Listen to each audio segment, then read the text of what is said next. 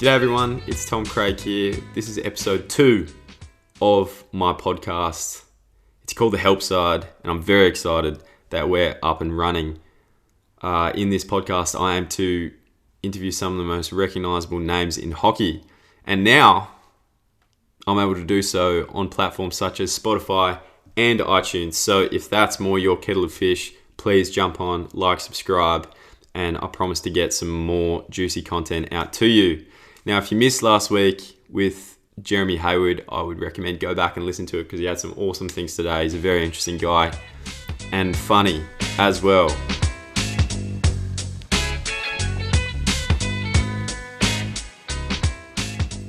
This week, my guest is no different. He's a fantastic guy. He's achieved a lot in the sport, and he's also a very entertaining human being.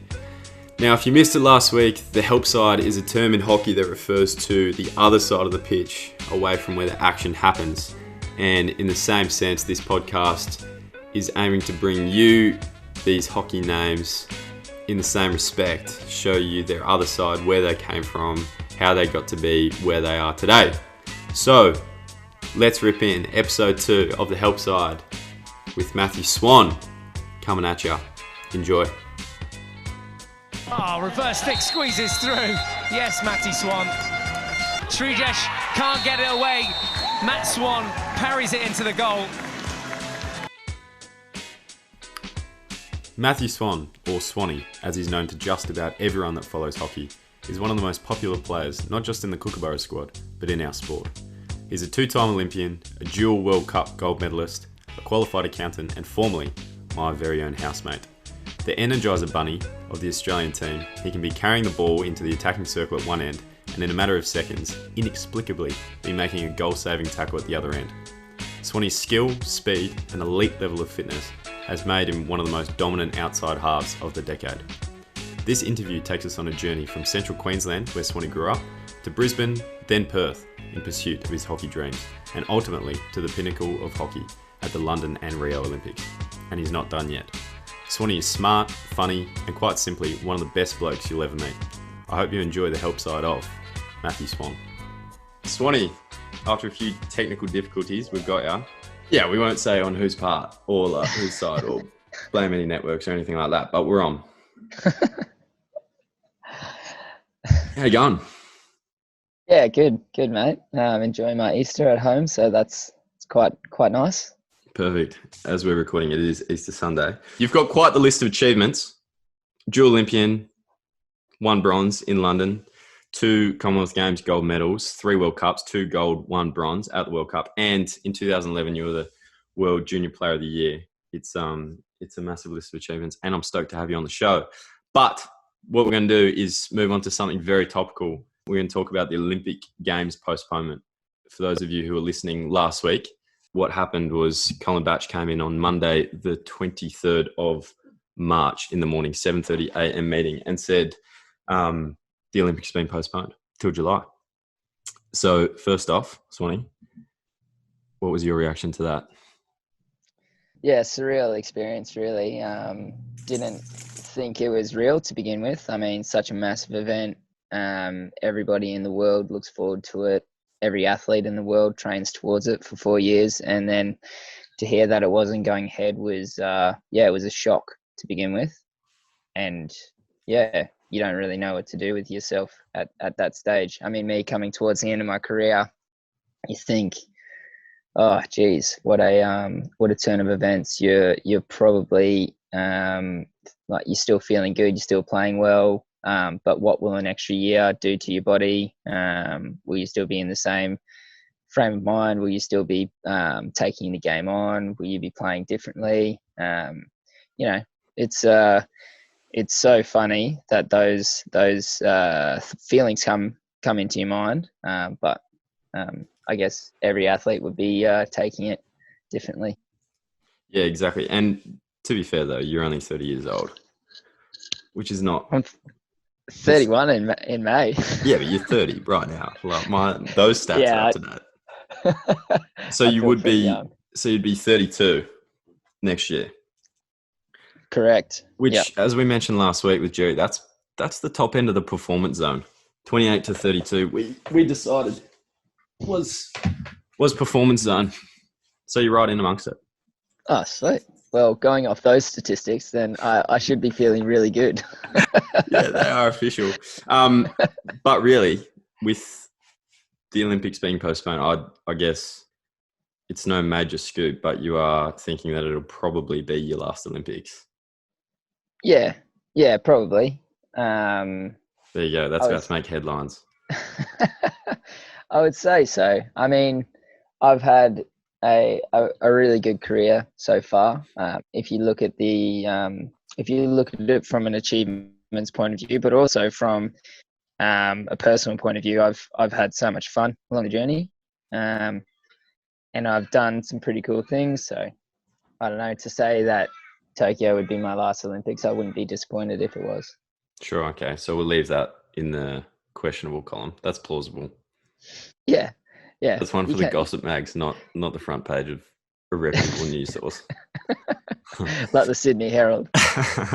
All right. Well, we're going to take it back to right to the start. You're from Mackay. I also read in my research that you were born in Gympie. That was where I read that you debuted at the Aslan Shah, obviously. Well, don't say anything bad about Gympie, because it's a great small country town. Wait, you weren't born from there? I was born in Gympie. You were born in Gympie? I was, yes, correct. Yeah. Well done. I was supposed to be born in the Nambour Hospital, but as always, I just came a little bit early, so... And I was born in Gympie, so a lot of great products out of Gympie. Not really sure who, but my parents and my grandparents. So there we go. That's classic. All right, so it's fair to say that Mackay was home for you for your childhood. Yes, definitely. I went to primary school and secondary school in Mackay and preschool. So, but I moved to Mackay when I was 4.5. Yeah. 4.5. Okay. 4.5. Yeah. And that was the start of your hockey career there as well. Yes, exactly. Played for the great school of Mackay West State School, wearing the blue and yellow. Oh, really? Yeah. Good colours, Sydney colours too, actually.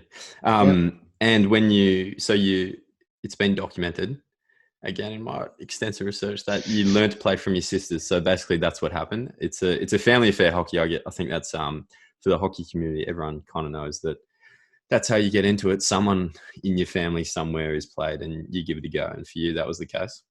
Yeah, 100%. I mean, my dad was a footy player when he was young, but obviously, footy you can only play it till you're like 28, 29, and then you just start to not being able to walk or lift things because of busted knees and busted shoulders. So he played hockey, and then my sisters played hockey, and I joined in. It was a lot of fun. Cool. And it's a big family, right? Yeah. 3 older sisters. So I learned mostly all I know from them in my younger days. They had, we used to play games where the eldest had to wear roller blades in the backyard because it was too unfair. She was 6 years older than me, so we had to even the playing field. And Mackay life in general, outside of hockey, I know you like going back and you enjoy getting out to the reef and going fishing.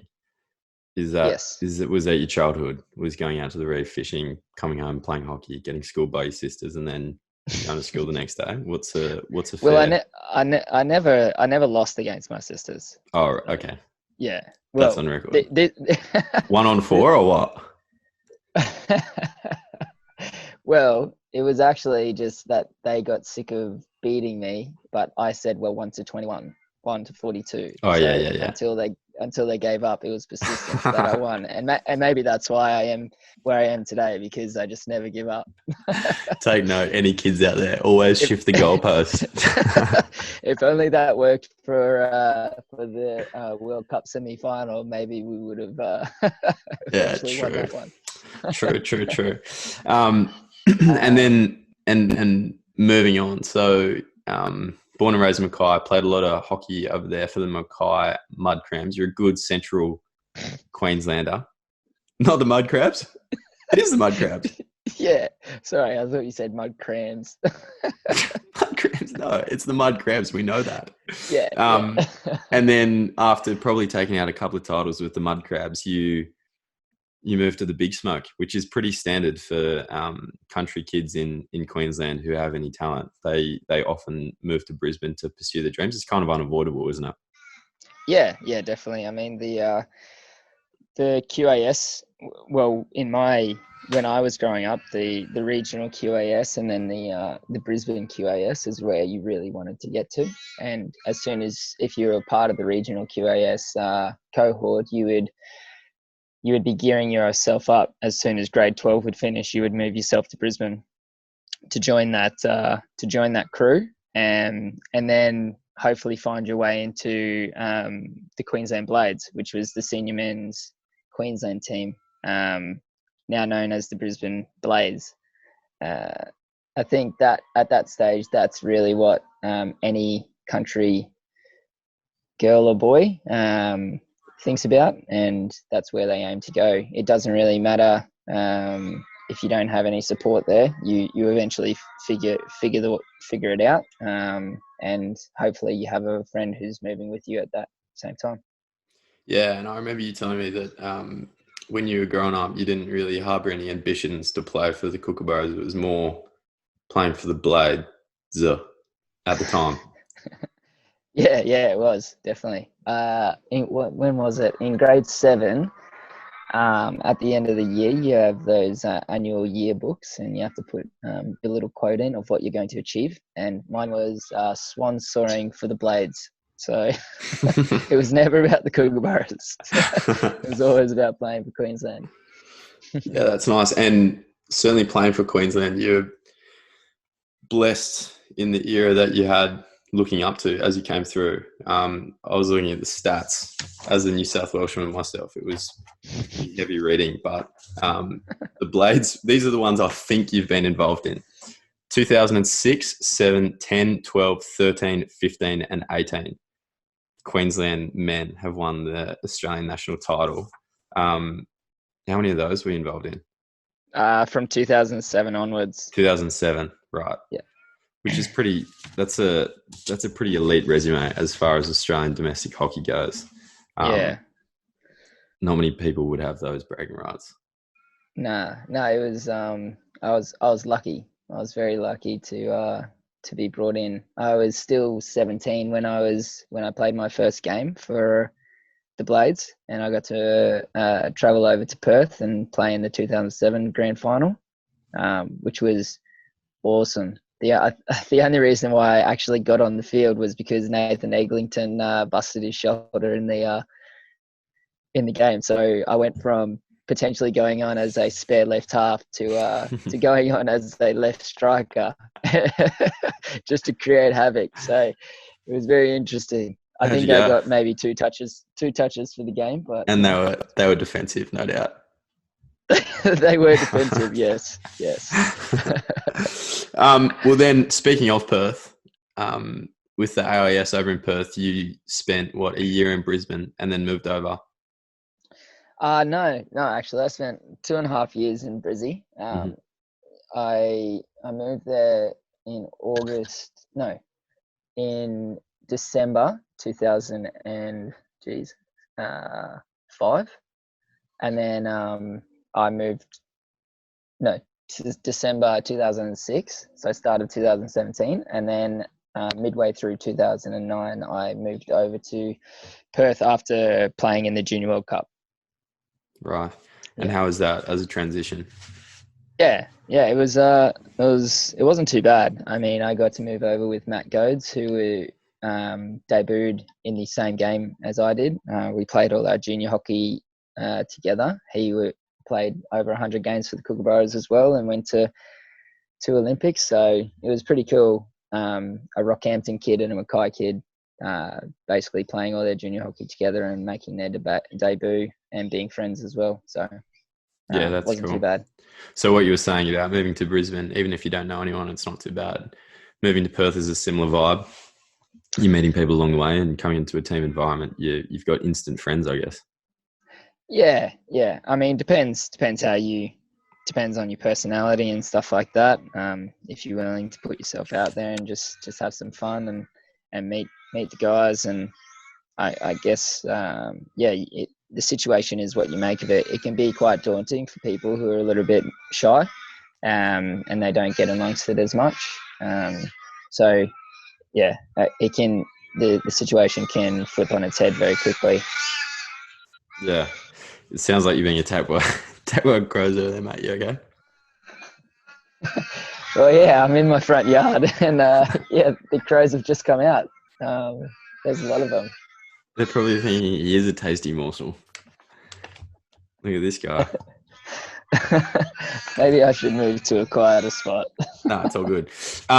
So obviously with the Blaze, you're with a special class. You mentioned Nathan Eglinton, but also with the likes of Rob Hammond, Jamie, Mark Knowles, Liam DeYoung. The list kind of goes on.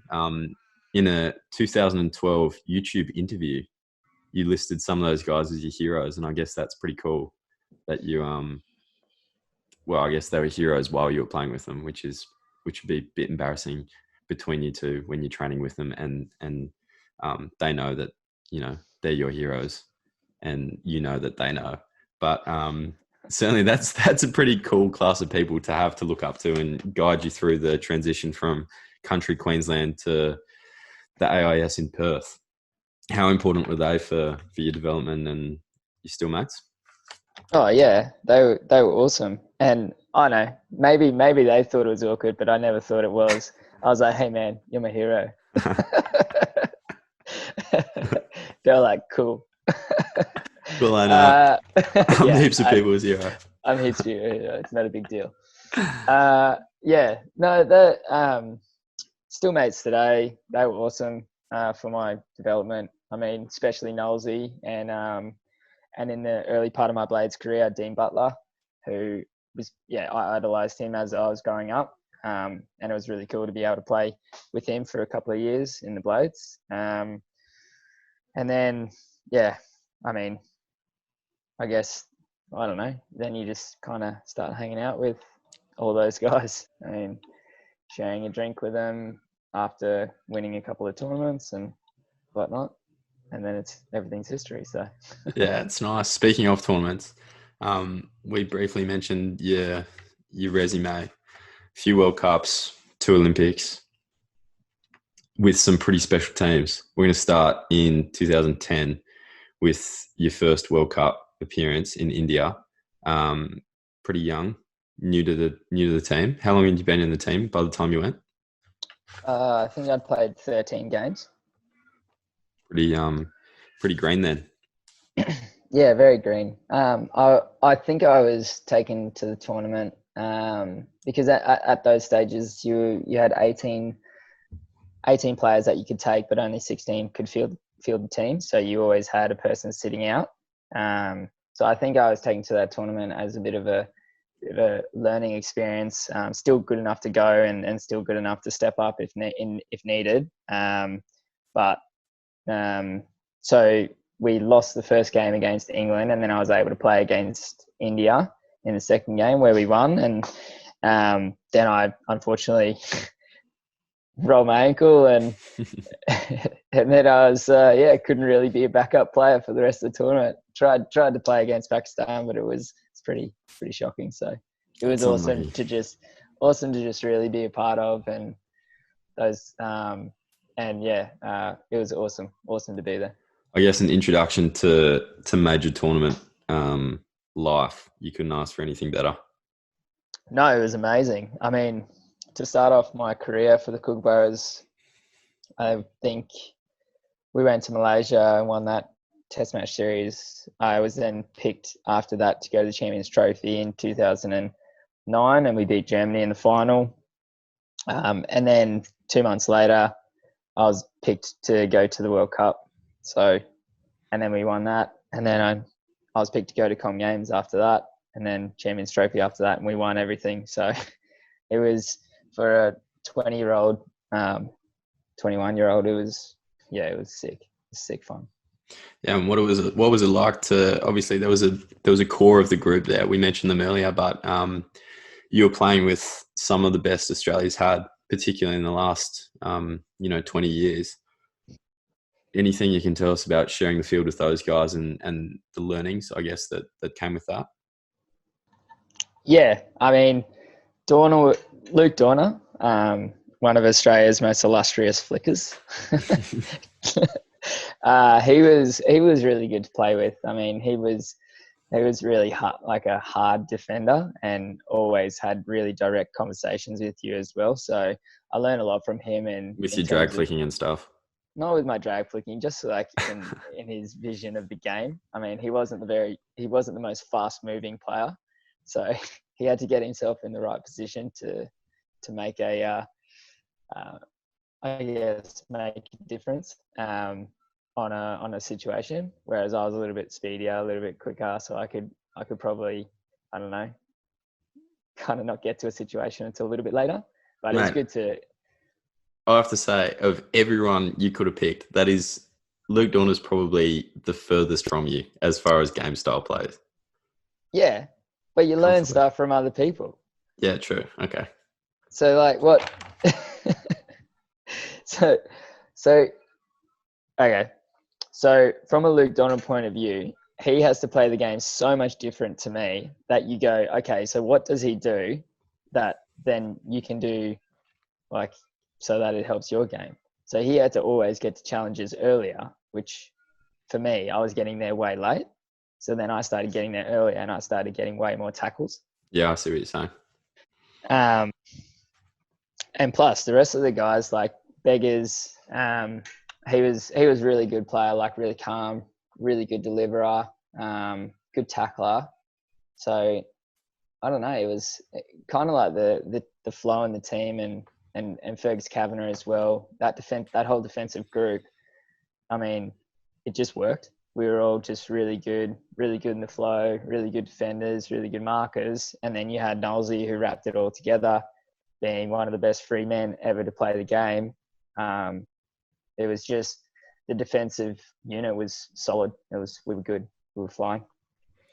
And as you say, that team found a lot of success in the next couple of years. But I got to talk about London. I know it was a tough time for you, and but also a very rewarding one. And you probably look back on it quite fondly. But your first Olympics as a 23-year-old, pretty exciting player.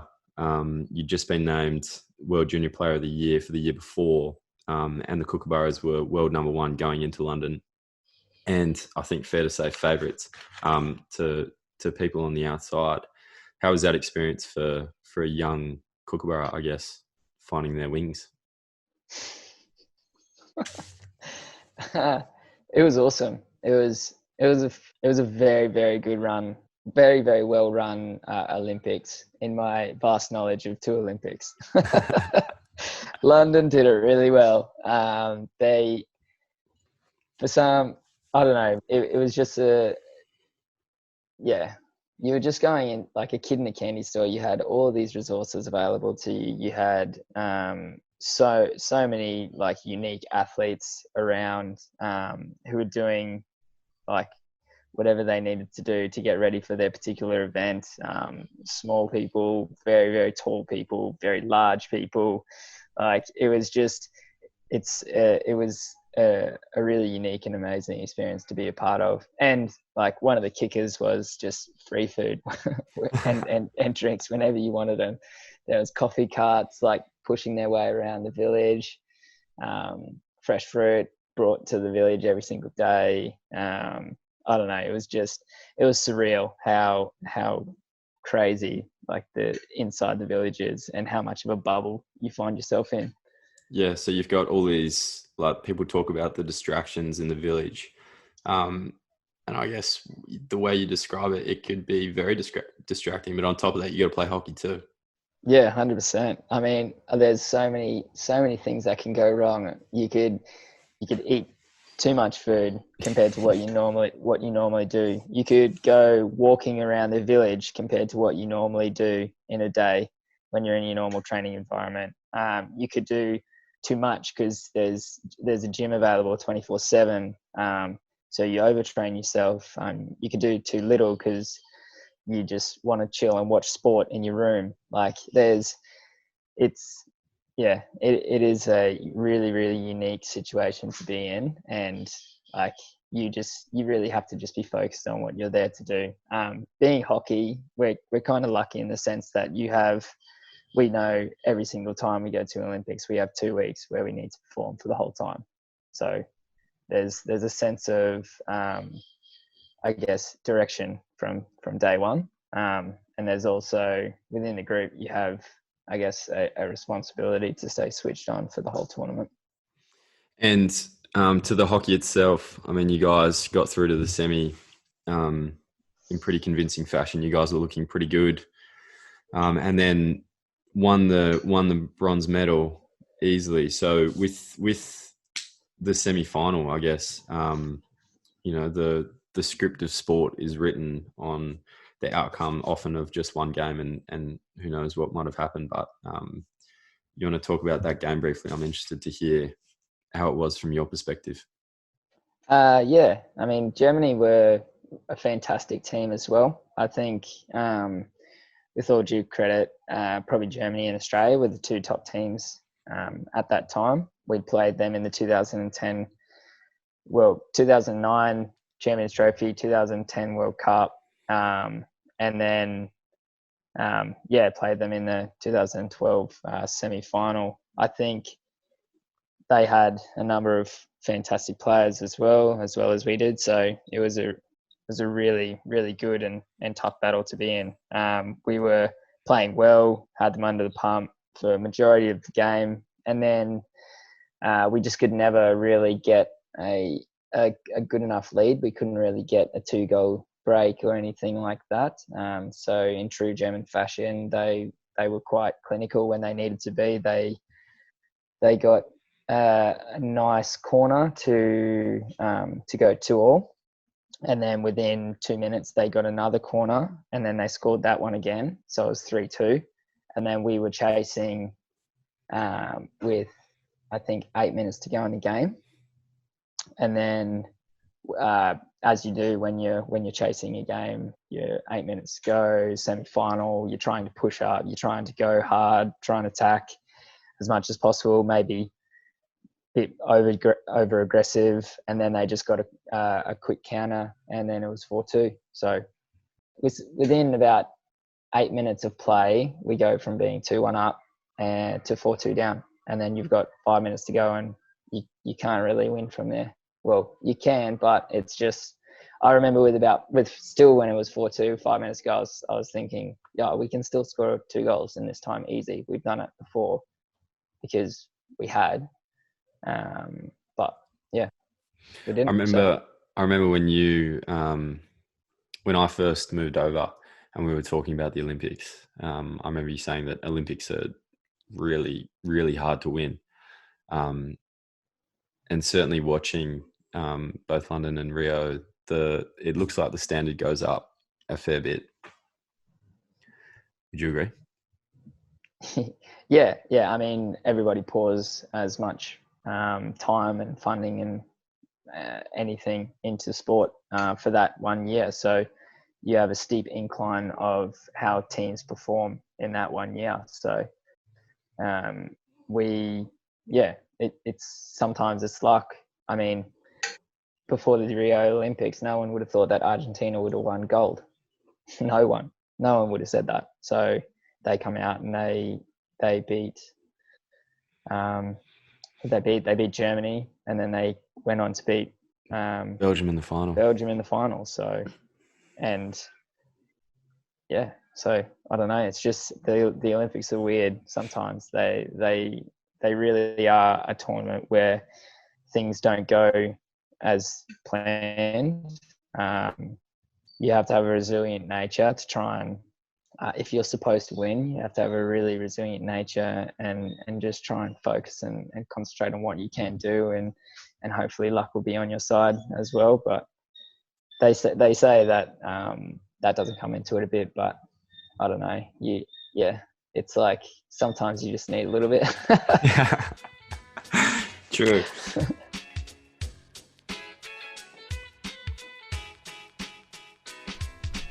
Now I'm going to briefly interrupt here to introduce a feature of the show. We'll call it our Hero of Hockey segment. We know that community sport flourishes on the back of hard-working volunteers who give up their time and effort simply for the love of it.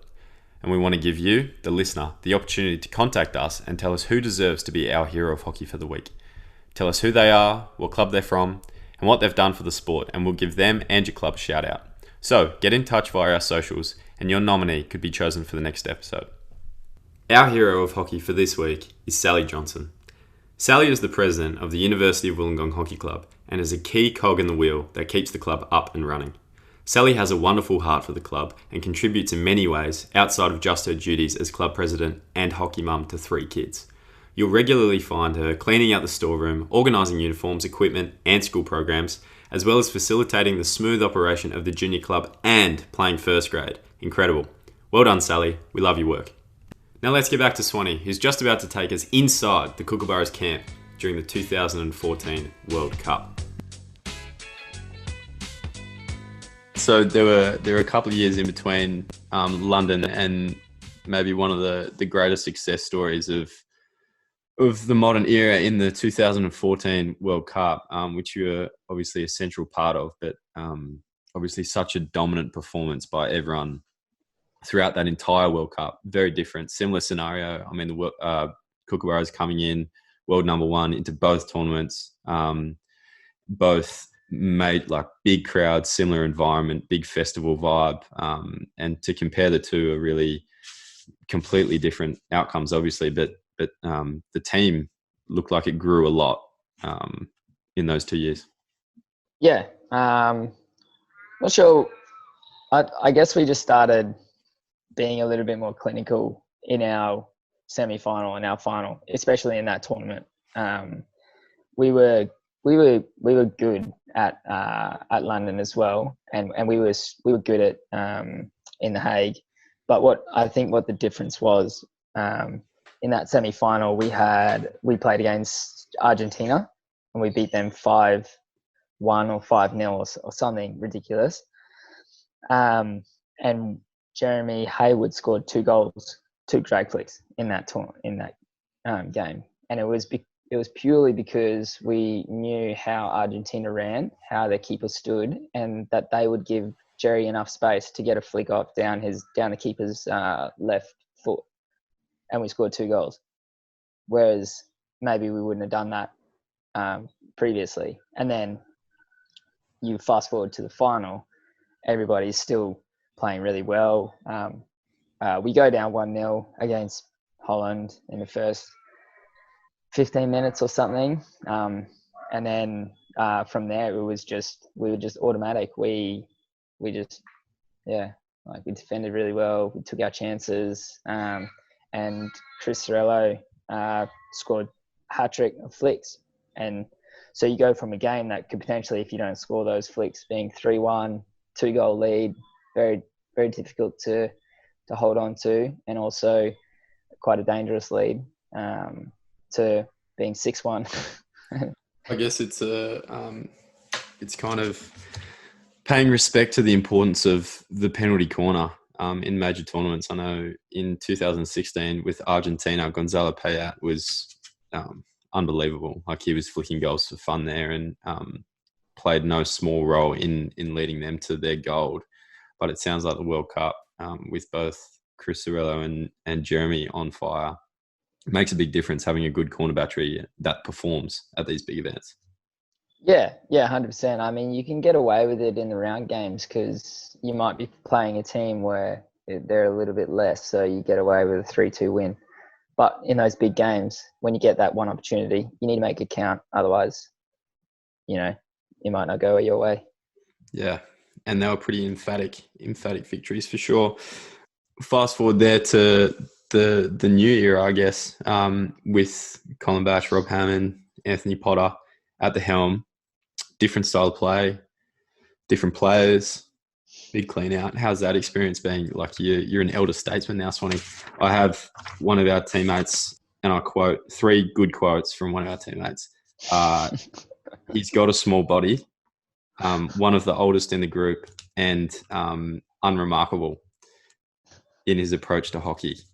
And I'm not joking. They are legitimate quotes that can be found online when you Google Matthew Swann, from the current crop as well. So I would definitely go on a witch hunt and find out who said that, and more importantly, who posted it, and bring him to justice. But he is right. You are one of the oldest in the group, and you've seen a lot of hockey before this group kind of got together in the last few years.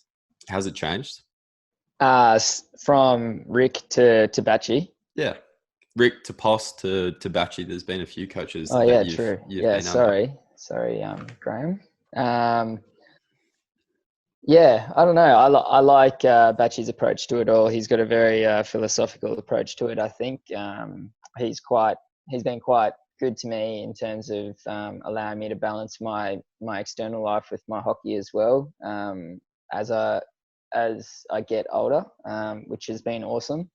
I love working with Potsy just because he's very adamant that you should just get amongst it and score goals and do this and treat a man after your own heart. You're yeah, goal-seeking machine, are you?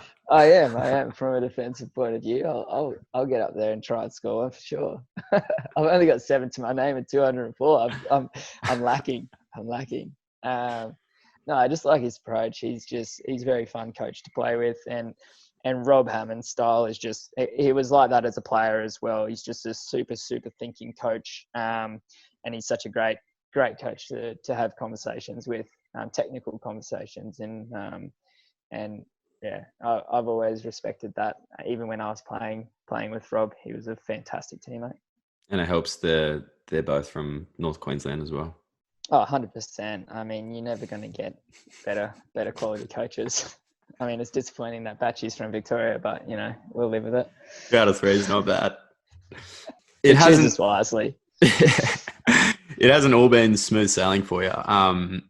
That 204 games could just as easily be pushing 300 had you not had a fair run of injuries, which have been tough for you, obviously, but also probably some good lessons and resilience and that sort of thing. Do you want to just talk through your experience? Because it's a part of elite sport, getting injured, and unfortunately some people get injured more than others. But yeah, do you have much to say on the topic?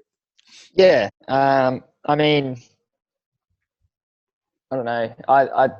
It's really, but from my point of view, I push myself 100% at every single training, no matter what. And I think that's why I have been able to play as many games as what I have for the Kookaburras, because there's no big jump from training to an international match. Sometimes it's actually easier to play an international match. So from that point of view, if I was to take it less at training, maybe I wouldn't have been as good of a player. I would have been less injured, but maybe I wouldn't have been as good of a player or as dominant on an international field. So if you're from that point of view, I would say that I guess the injuries are just part and parcel of elite sport. So and part of your game style as well, it sounds like. And part of my game style. You get some players who are very lucky, who don't get injured, who are very resilient, and they continue to play well on the international stage as well. Eddie Okinen is a prime example of that. But I think everybody's going to have injuries when they play at top level, or they're all going to have niggles, or something's going to be sore, and you're going to have to play through pain, etc. So just to have, like, I guess, a resilient mind frame to that, and yeah, just to keep on pushing. And if it's really what you want to do, then there's no real, I mean, what's 2 months in a 10-year career? It's nothing when you look back at it. If you can still play in the tournaments that you want to play in, then yeah, no regrets. it has to be said that recently, I guess injuries were something that plagued, I guess, your mid-20s. As you've matured or kind of neared your 30s, those injuries have really reduced. Have you changed anything? Yeah, 100%. Yeah, I think it was, what was it, 2013, midway through there, all the way through to 2015, end of 2015. I think I went through like it would have been like maybe a year and a half where I was just constantly injured. So I think from that it would have been, I guess it. I don't want to pump his shoes up too much, but I think it would have been Brendan Appleby, to be honest. Our strength and conditioning coach. He came on board and he just had a different approach, and he made sure that I was doing exercises that were going to keep me on the pitch. And I've been really working hard in the gym on, I guess, resilient exercises to make my body cope the load that it goes under, and it seems to have been working. So for sure. Moving on now to the traveling that comes with playing hockey, it's definitely afforded you a lot of opportunities. You spent a few seasons in Europe and came back with a wife, and now you're well settled in Australia. But I guess maybe people want to hear what the experience is like in Europe, and obviously not everyone comes back finding the love of their life and getting married and et cetera, et cetera. But what's that experience like? Well, I would say to those people that they're doing it wrong, but anyway, I was just trying to follow in Jamie's footsteps, to be honest. He went over there and he found himself a wife, a Dutch wife. So I was like, you know what, that sounds pretty cool. I might try the same. And here we so are. It was motivated by love, was it? It was motivated by my idol, and then love for my idol, and then obviously then love with Rose. But that was fun, was it? It was like obviously a sick experience for you. To be honest, if any young player wants to go over and play in Europe, no matter what level it is, I think it's a fantastic idea. It's such a unique and different environment. No matter if you go to Spain, Germany, Holland, Belgium. Where did your brother go? Was it Canary Islands? Yeah, he went to the Canary Islands. It is a Spanish team, yeah. So maybe just get in contact with with Tom's brother, who can get you hooked up with the Canary Island team. No, I think it's awesome. I mean, the it's so different. You just to paint a picture, I guess. You go. Everything is G'd up for the Sunday match. You go there, you get all pumped up. Everybody's so keen to play club. You got all the members there. You got all your supporters there, and you get so involved in it. And then after the game, there's just so many people just around holding onto their one hockey stick, still got their shin pads on. They're all drinking beers. They're all just absolutely loving the vibe. No matter if it's raining or if it's 2 degrees, they're still braving the cold. And I think it's just, it's a crazy experience. And then you've obviously got the hockey parties there, which is how I met Rose. So those are pretty fun. And the hockey itself, you played for Bloomingdale and won EHL, which is no mean feat. That's a pretty cool achievement. Yeah, it was sick. It was it's a fantastic tournament. All the European clubs, the best of the European clubs, you all come together and you play. And this time the EHL was actually played at Bloomingdale. So we were at home. We were playing against Amsterdam in the semi-final of the EHL, and we were down 2-0 with 15 minutes to go in the two Dutch clubs, yeah, like so two Dutch clubs, Dutch teams playing each other in the European Hockey League semi-final. Yeah, in the European Hockey League semi-final, and So we got back to 2-1, and then Fergus Kavanagh, who I was playing with over in Europe that year, he scored the decider.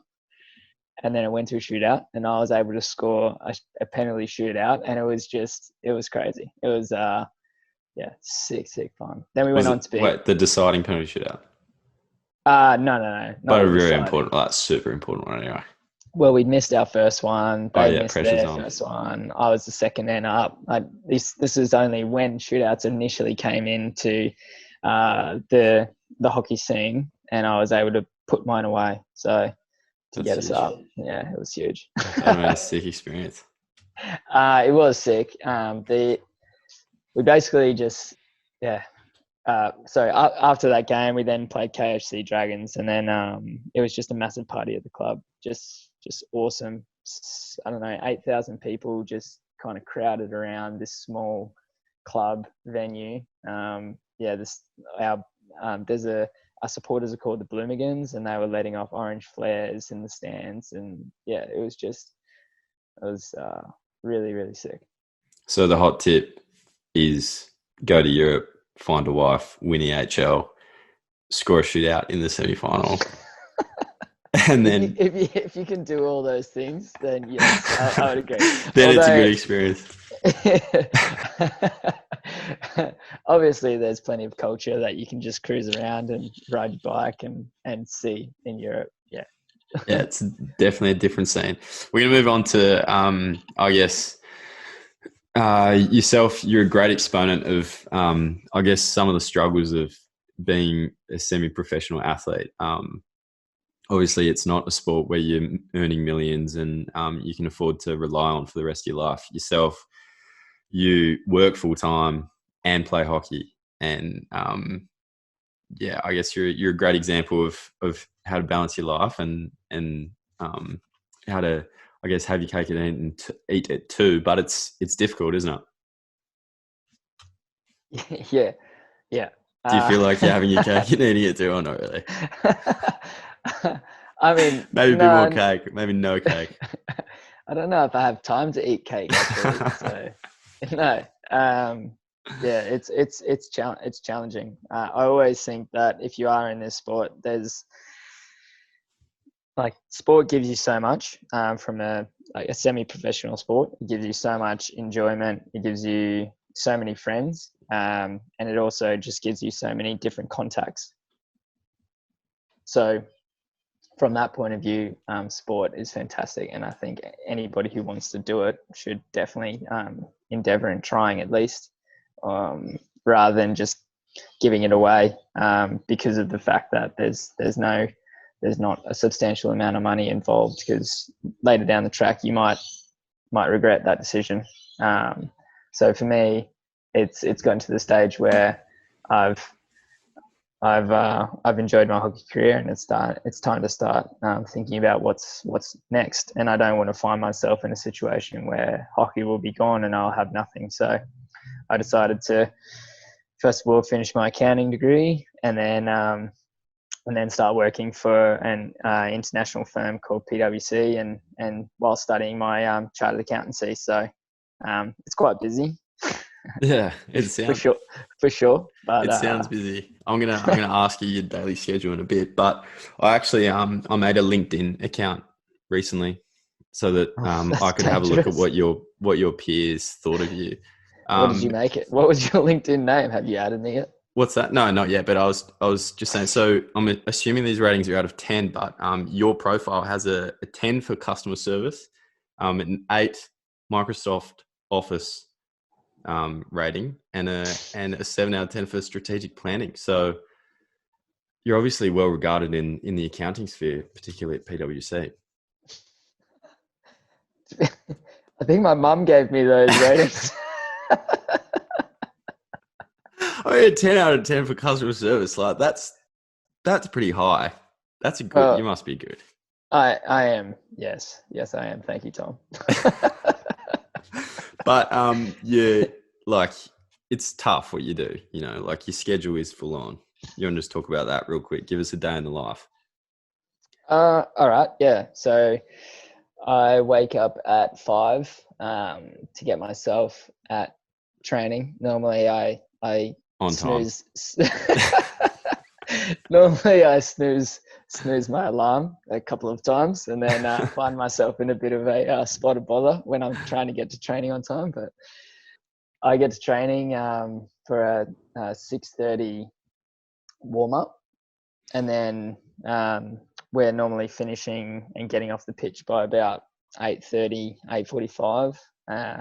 Then once that's done, I then cool down and do all the necessary things for the body, and then get to work by about 9:30, 9:45, and then work. If this is a Monday, then work up until 4:45, 5 o'clock. Drive to gym to then do my gym session, and then I'm probably home at about 7, 7:15 at night. And luckily, I do have a beautiful wife who looks after me, cooks dinner before I'm home. And it's rinse and repeat. Like there's not a lot of respite. I guess the respite comes when you're away on tour and you don't have to be in the office. But I guess like any graduate, you're often in the office until midnight occasionally. And I'll make sure that this podcast doesn't get disseminated to Batchy or anyone who might care what time you're getting home for a 5 a.m. wake up. But they're pretty long days, aren't they?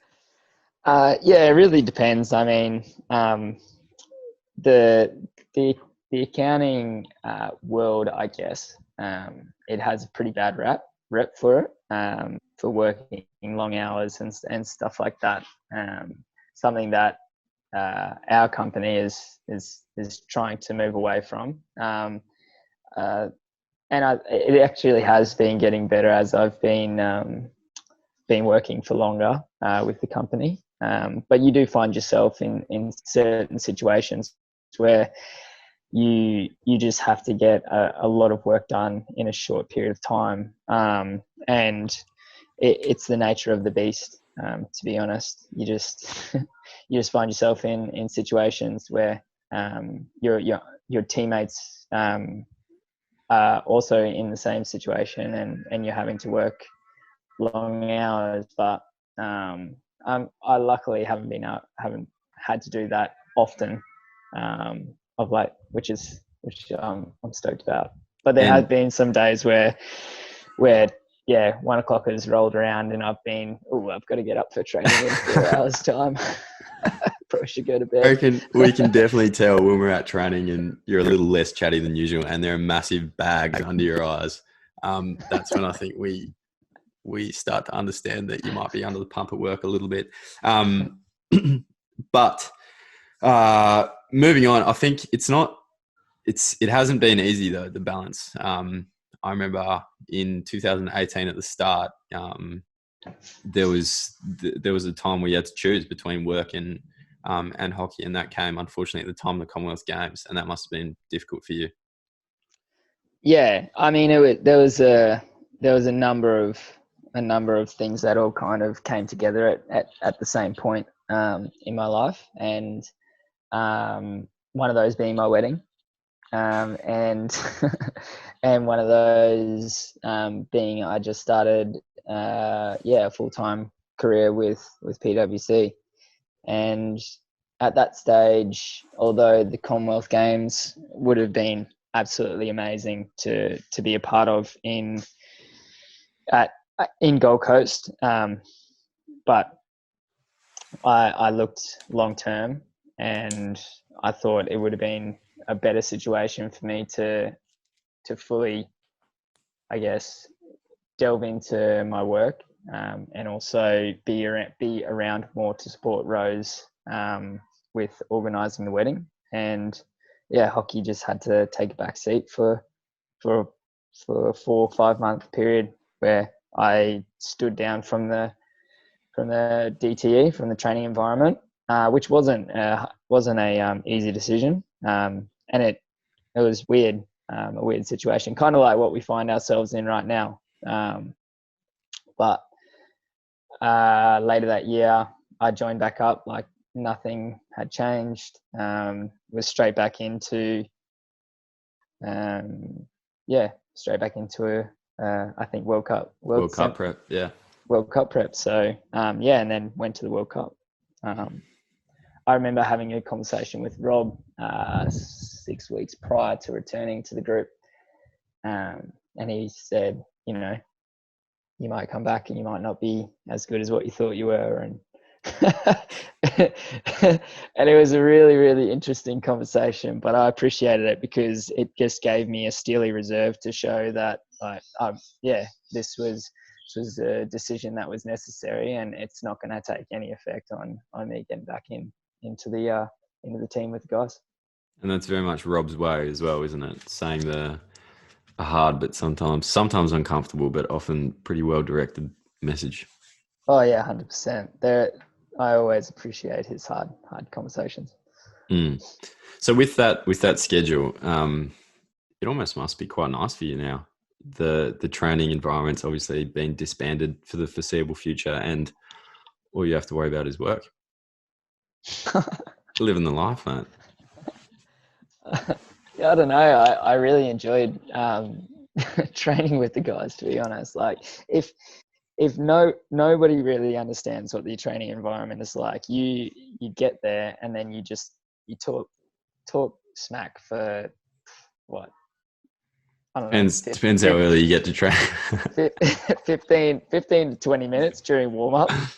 Not before warm up. I'm generally running in with my suit and tie and throwing them into the change room while then sprinting back out to make sure that I'm there for Batchy's speech before warm up starts. So that timing is null and void. But maybe I could actually, if I got to training a bit earlier, I could get a little bit more. I don't think anyone would expect that of you. I reckon we can just tell you what you've missed. No, so yeah, I don't know, the training environments. It's incredible. It G's you up. It gets you ready to go. I don't know. It's kind of like a drug. You just kind of, once you're in it, you just want to be training harder and being around the guys more and more. Yeah, for sure. Just to wrap up, mate, I've got a few quick questions for you. Unlike the ones that I've been asking, they're slow questions. These are quicker. Quick questions. First question. Are you ready? Yep. Okay. Your favorite place to tour? Holland in the summer, because it is a fantastic place to be. You can ride to wherever you want to go get coffees, and the food is fantastic, and the hockey with the crowds are amazing as well. Good crowds, educated crowds as well. They know what they're looking at. They appreciate good hockey. Yep. Nice. Okay. Exactly. Best player you've played with? Mark Knowles, because he is not only just a great free man, he's just a great leader and great person to chat with if you're a defender. I guess as well, going away on tour a lot, like we don't really have, we're in a team environment whereby we see each other every day, and then we go away on tour, and then you get more of each other every day. And I guess for me, that never really gets old. But I think to be one of the greats your favorite player to play with, I guess, that says a lot about him off the field too. Yeah, but as well on the field, Knowlesy used to always throw me overhead, so I used to really, really appreciate that about him. Yeah, true. Overlapping right half. Yeah, I've seen a few of those sail over my head as a New South Wales player.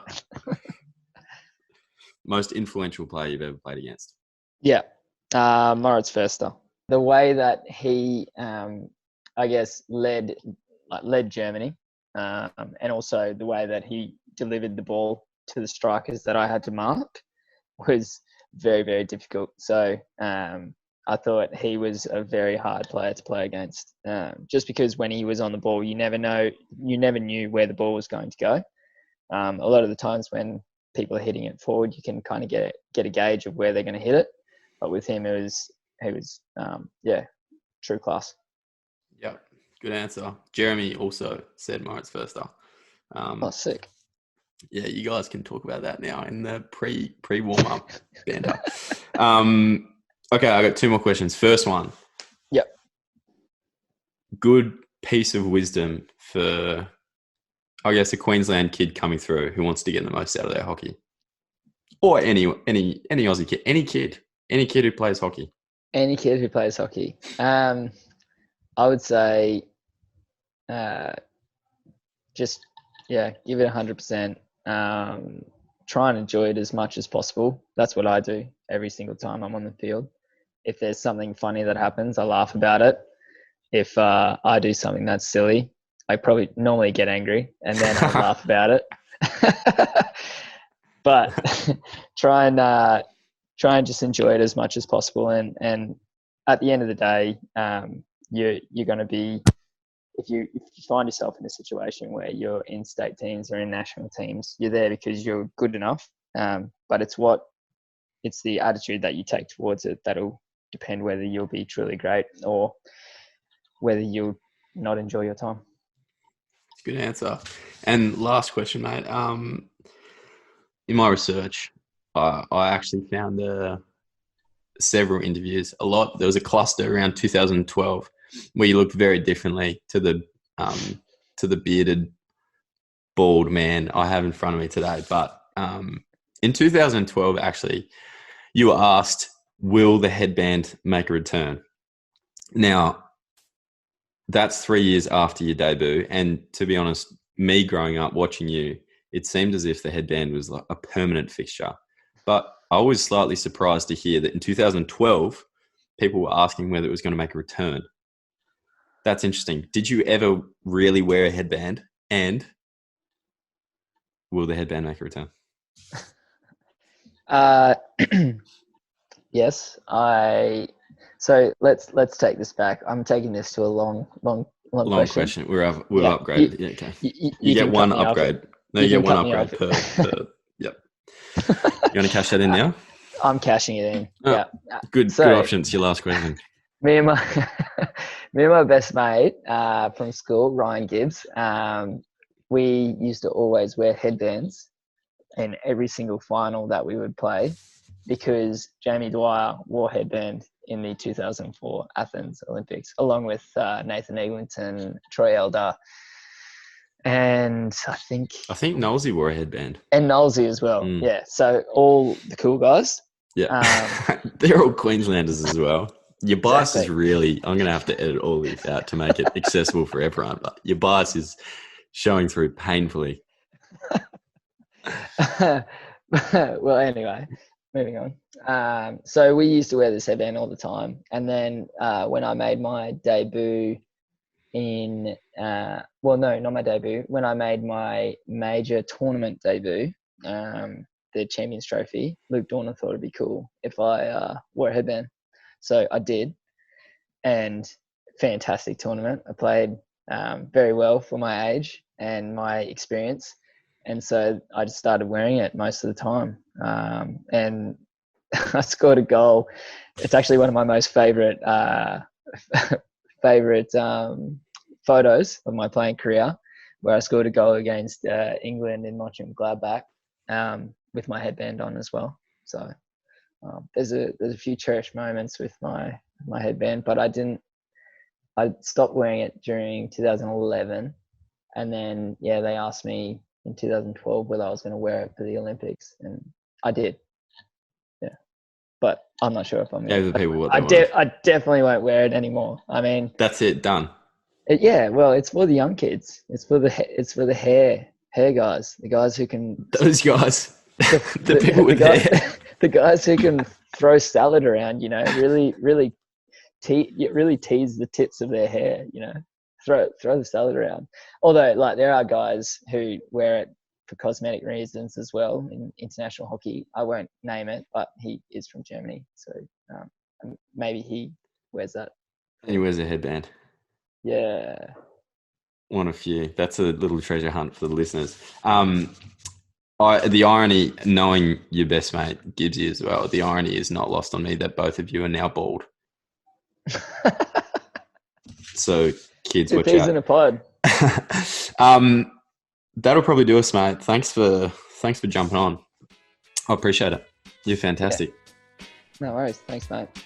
Big thank you to the production team of David Moore, Tim Collier, and Jimmy Stevens. If you do like the Help Side, please like, subscribe, interact. We'd love to hear from you. You can find us at the Help Side on Twitter, Facebook, and Instagram. That's it for now. We'll catch you on the Help Side next time.